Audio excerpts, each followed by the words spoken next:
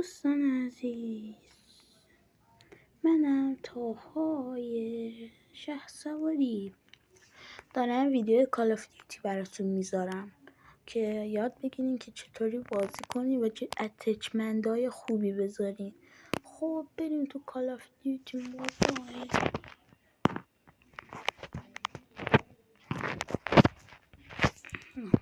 پیج مازیار رو حتما دنبال کنین دوستان. باشه یه دقیقه بچه من یه فیلتر شکن رو یه دقیقه واسه فیلتر شکنم خاموش کنم.